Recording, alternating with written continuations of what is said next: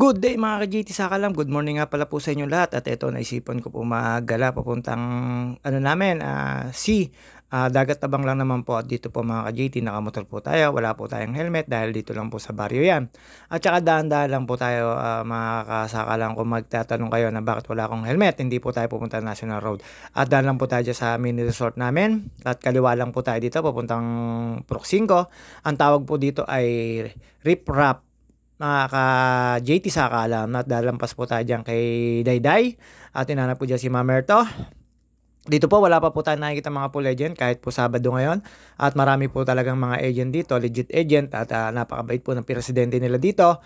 Ang inuuna po niya dito lagi ay mga pool agent niya na syempre ito yung kinakabuhayan nila at mga kasakalam JT umagang umaga po konti lang po nakita kong pool agent pero lahat po sila dyan ay bandang tanghali po ay lalabas po dyan para mag-abang. Legit pool agent po yung mga yan dito sa Purok 5, covered court po ang punta natin. At magkakaiba po kasi mga agent dito, meron pong Solimar, meron pong Lazaro, compound at meron pong Purok 5. Ito po yung pinakasentro at pagkatapos po nito syempre mga ka-JT, dahan-dahan lang po tayo at nakamotor tayo at ingat po tayo sa mga nakamotor. Medyo nilabas ko lang po yung motor ko, matagal na po kasing nahihimbing sa higaan niya ay sa paradahan niya. At literal po tayo dito na magmamarites. At dito po mga kasakalam JT, ayan medyo po tayo, matubig-tubig ang kalsada dahil umuulan po nung last night. English yun JT Sakalam, meron ka pala nun. At ayan po mga kasakalam JT, shoutout nga pala po kay Pinsan Bernard Sensil Kadyo, tapos kay Sir Gilbert Aguirre, kay Mrs. Aguirre, shoutout sa inyo boss at ma'am.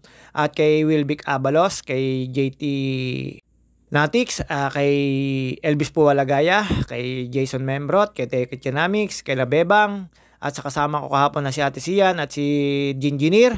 Kami ay medyo nag-relax, tapos kay Nasoy Timanalo, kay Edwin Inolba, kay paring Arnold Dabier, kay paring Joseph Katapang, ingat kayo dyan sa Taiwan, at kay paring Eugene Palentino, shoutout sa inyo. At sa lahat po ng mga tropa, kay Buneng, kay Makoy, kay Kuya Eleng, kay Jenny Joaquin, kay Buds, at sa lahat ng tropa, kay Roy, at sa namimiss ko magkapatid na si Roy Ricarte at saka si Tin Ricarte. Ingat kayo lagi dalawa magkapatid. At mga kasama ko po yan dati sa LU, mga JT Sakalam. At ayan po, medyo dito may bahay po dati si Menchi dyan. Yung diretso na yan, kanan lang po tayo dyan. Ito po yung way papunta po sa amin sa dagat. At dito po nakita ko po yung mga apo ko sa pinsan at yung pamangking ko sa pinsan na napakaganda at napakagwapo. Ang hinahanap ko lang po sa kanila ay yung ate nila, ate Pipoy nila, ate Jeff Flores nila. Wala po, hindi po naway, busy raw po, hindi mapayagan. Sobrang siya raw po yung nagpapatakbo ng company ni tito niya at ni tita niya. Hindi, joke lang po. Busy lang po sa trabaho yon. Si Pipay, hinahanap ko po doon sa dalawa niyang pamangkin na kamukha ni Ketawet at ni Ketale. Si Igroy, tsaka yung isa medyo maputi, nalimutan ko pangalan. At dito ko po sila nakita, tumambay lang po tayo dito mga kasakalam JT. At may dadaanan po tayo dito medyo konting katubigan, kaya dahan-dahan lang po tayo. Papunta na po ito ng dating RIA resort, hindi ko po alam kung bakit sarado na. Pagkakaalam ko ay abandon na.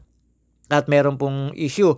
Hindi ko po alam kung anong issue talaga mga kasakalam JT. Chismoso po tayo. Martes po tayo pero minsan hindi po natin alam.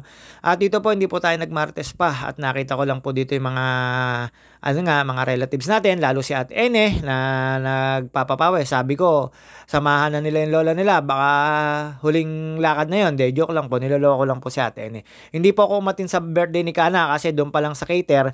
Doon na ako kumuha ng pagkain ni Kana. Pag dumating pa ako sa birthday ni Kana, sasayaw-sayaw pa si Kana, madami pang gagawin, magugutom. Kaya yun, muna na po ako dito. Medyo maputik lang po ito kasi nung sementado. Dadaan lang po sa Tagliran. Tapos syempre, mekos-mekos lang po tayo dyan. Ayan po yung nasa kanan na yan. Bilyakirol dati po yan. Hanggang ngayon, ewan ko kung Bilyakirol po yan. Sa tagal ng panahon na hindi rin po ako dito nakakapunta at nakakapag-jogging kasi libre na nga po yung makapag-bike sa kalsada at makapunta sa ibang lugar. At doon na rin po ako nagwo-walking kasi po dito, hindi ko kayo basta papawisan kasi tabing dagat, mahangin, tapos masarap lang dito, nagpapainit kami. At yun nga po, at naisipan ko magpainit ngayong umaga at nagpangabot ko kami dyan ng aking pamangkin sa pinsan, sina Justin.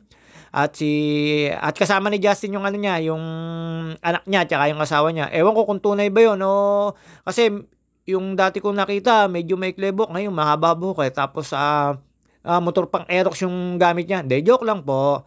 At kasama po diyan si Yasmin. Ang wala lang po diyan talaga ay yung kapatid nilang panganay na babae. At yun nga po mga ka-JT, si Jeff Flores po yun. Joke lang po. Siyempre, yun lang po yung panloloko namin sa kanya. Yan, bagong gising po tayo dyan. Nauna po tayo dyan. Nakita ko po dyan si Nasmin na, tsaka yung dalawa niyang anak na kamukha ni Ricky. At kamukha ni Ketowit yung isa, tsaka ni Ketale. At yun nga mga ka-JT sa kalam. At nakita nyo naman po, sumisikat ang araw. At tuwa po ako dyan.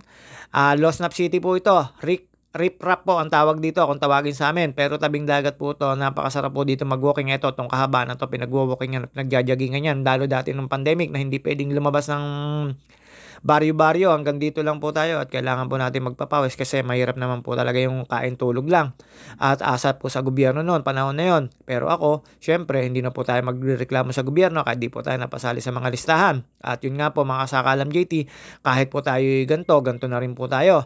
At pagkatapos ko po rito tumambay at makipagkwentuhan at tumambay kami dun ng dalawang anak ni Yasmin. Sa dulo, takot pa. Ang sabi ko sa Tondo, napakatapang, naghahanap ng kaway. Pero dito, hinahanap ko sila ng kaway. Ayaw nung dalawa, natawa lang lalo si Igroy. Tawa lang ng tawa sa akin. Tinanong pa ako sa mama niya kung sino daw ako. Di niya alam, lolo niya na ako. Ayun nga po mga ka-JT, siyempre, malalapit po tayo dito, lalo kay Ate Ene. Napaka bait niyan si Ate Ene. Kaya nga lang, syempre, minsan napapaaway, namamagayang gusto pagka tinatamaan. De, joke lang po. Angelina Jolie po yan si Ate Ene. At yun nga po, hinahanap po dyan si Kana. Wala daw po si Kana, tulog. At nakatambay na lang po kami dyan. Kukwentuhan po kami na Justin. At nag-i-emote pa po dyan si Justin. Nasa tabing dagat na yan. At ayan po mga ka-JT, hinahayaan ko po dyan yung mga anak ni Yasmin. At isa-isa po natin ni Justin yan, yung mga kapatid niya at mamangkin niya. Ang hindi lang po naihatid si Ate Ene dahil sumakay po sa tricycle.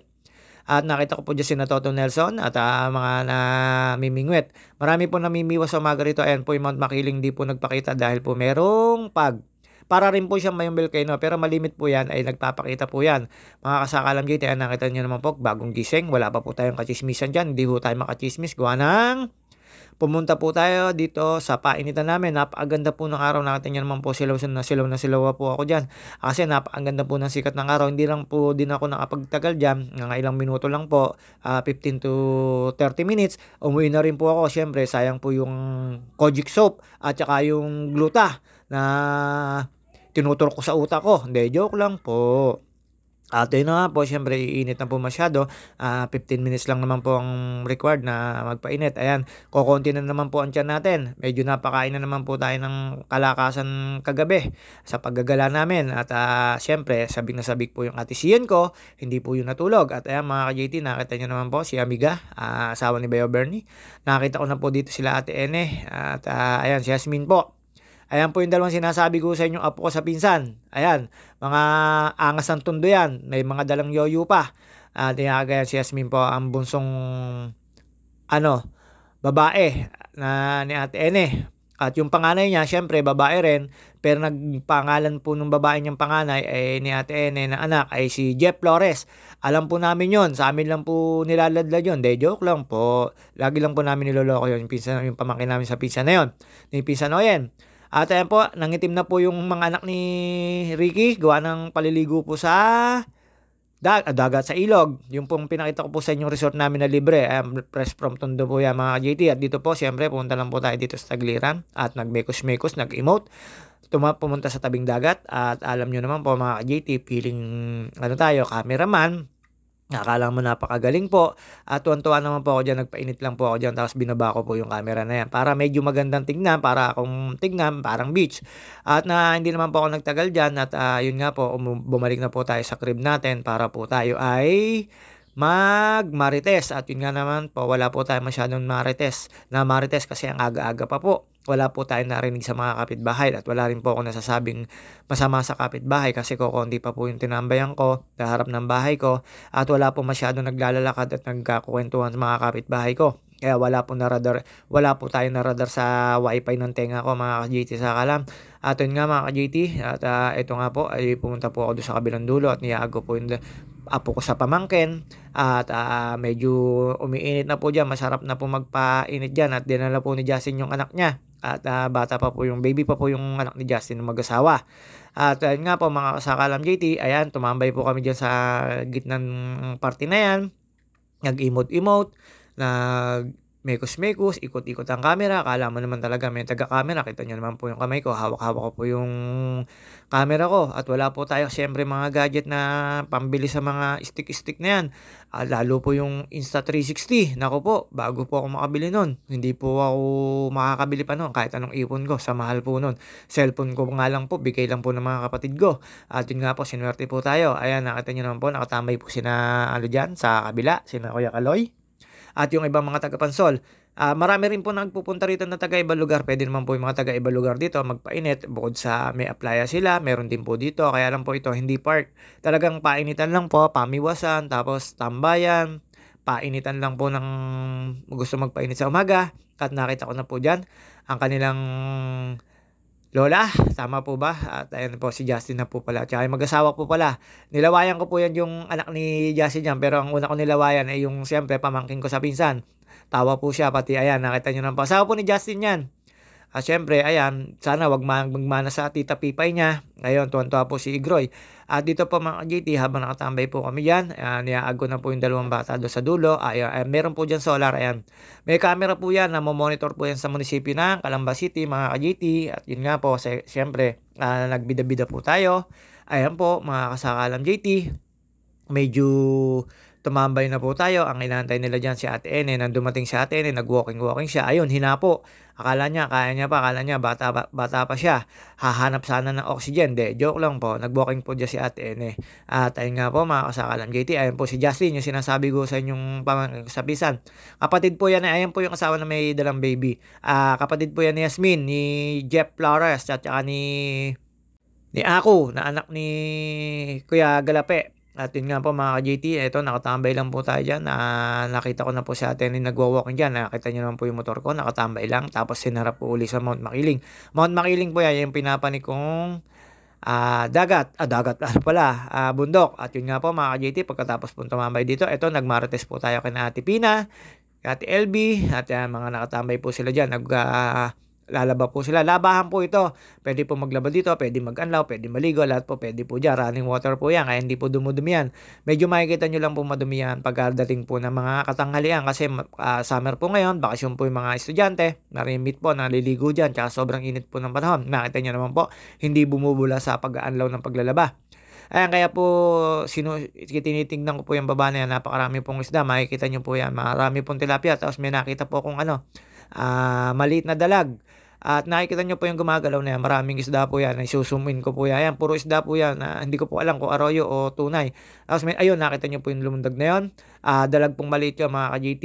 Bakule kung tawagin dito sa amin. At syempre mga ka-JT, hindi mamaaring hindi tayo tatambay at magmamarites sa harap ng bahay namin. Lalo ko. At ayun mga kasakalam, nakita nyo naman po sina Tol Lab, si Ate Nene. Lagi kong niloloko. Tapos ayan, after po niyan makita ko po yung mga kaisda na yan. Nagmarites na po ako sa harap ng bahay namin. At yun nga mga kasakalam JT, I mean po yung medyo may malaking bahay dito. Kilala ko po yung may-ari niyan. At siyempre mga kasakalam JT, hindi naman maaaring hindi tayo tatambay dyan. At naghahanap po tayo ng mamarites dyan. At si Ate Sally po, nakita ko po dahil, shoutout sa iyo. Roma Di Maguila, nakita na naman si Ate Sally, busy sa pagluluto ng ulam. Nagtitinda po kasi sa kanto yan si Ate Sally. Kinakapatid ko po yan kasi ninong po sa kasal niya ni Kuya Momo at saka ni Ate Sally si tatay at si nanay. At yun nga po mga kasakalam JT, wala na po yung ating tatay at nanay at medyo binuksan ko po yung nasa heaven na sila. Binuksan ko po yung pinto ko para hindi na po ako mahirapang pumasok. Nakita nyo naman po, may bilbil na naman tayo.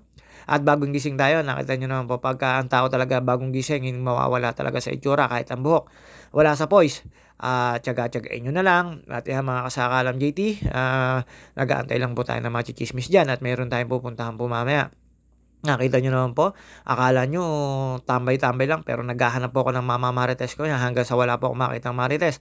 Umupo na lang po ako sa motor ni Fatima, ginasgasan ko na lang po yung puting motor na yan para hindi po alam nung may-ari na ako ang gumasgas at mga kasakalam JT. Hindi po, pamangkin ko naman po yun, yung may-ari na yan, niloloko ko lang po siya na Fatima po yun. Yun ang taong hindi lasinggero. At ngayon po nagtatrabaho yun sa isang gobyerno. At ayan, nakita niyo na po, napakalinis po ngayon ng purok namin. Wala po akong nakikitang mga kamarites, wala po akong masagap na wifi sa tenga ko kahit anong alingaw-ngaw. Mga kasakalam JT, hanggang sa ito po, tayo tumambay-tambay na lang. At mga ka-JT, salamat po sa mga admin na nag-approve ng aking video. At salamat din po sa mga sumusuport at nanonood sa akin, sa mga seafarer at sa mga nasa ibang bansa na pwede nyo mo akong paglibangan. Okay lang po, manood lang po kayo, sa shoutout ko na lang po kayo. Ayan mga kasakalam JT, maraming salamat po sa mga sumusuport at naniniwala sa akin. At ito po, hanggang dito na lang po tayo mga kasakalam JT. Siyempre, medyo naghahanap lang po talaga tayo ng mamarites. Wala po tayong mamarites, kaliwat kanan na po ako dyan. Wifi ko po dyan ay abot sa 500 metro, kaliwat kanan. Pero wala po tayong narinig at maikukwentong balita. At ayun nga po, ito lang po buhay ni JT Sakalam. Hindi nakalimutan ko po magbike. Tinanghali po tayo ng bangon. At ayun mga ka-JT, hanggang dito na lang po tayo. See you on my next video. Bye.